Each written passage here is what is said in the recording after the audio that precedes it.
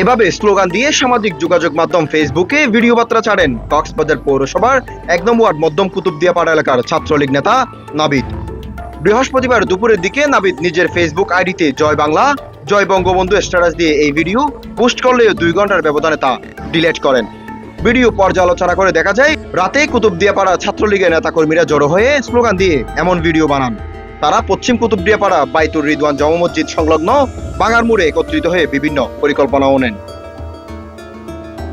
ভিডিওতে রয়েছে ছাত্রলীগ নেতা মধ্যম কুতুবদিয়াপাড়ার মৃত আবুল হোসেনের ছেলে নাবিদ, ওমর ফারুক বাদশার ছেলে তুহিন, একই এলাকার গুন্নুর ছেলে ওমর ফারুক, আব্দুল সালামের ছেলে শাহরিয়ার ও করিমের ছেলে জামশেদ।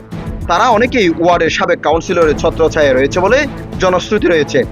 দীর্ঘদিন ধরে পৌরসভার ১ নম্বর সমিতিপাড়া ও কুতুবদিয়াপাড়া এলাকায় প্রশাসনের তেমন অভিযান বা নজরদারি না থাকায় প্রতি রাতে জড়ো হন ছাত্রলীগের নেতাকর্মীরা।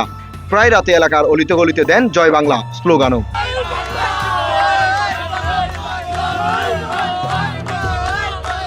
প্রায় 7 মাস আগে সমিতিপাড়ার প্রবেশ মুখে পুলিশের হাতে গ্রেপ্তার হন ১ নম্বর ওয়ার্ডের স্বেচ্ছাসেবক লীগের আহ্বায়ক আব্দুল মান্নান। পুলিশ তাকে আটক করে নিয়ে আসার পথে কাউন্সিলর আক্তার কামালের নেতৃত্বে পুলিশের কাছ থেকে ছিনিয়ে নেওয়া হয় স্বেচ্ছাসেবক লীগ নেতা মান্নানকে। এ সময় মবের শিকার হন পুলিশ। এরপর থেকে দৃশ্যমান কোনো অভিযান চালানো হয়নি সমিতিপাড়া ও কুতুবদিয়াপাড়ায়।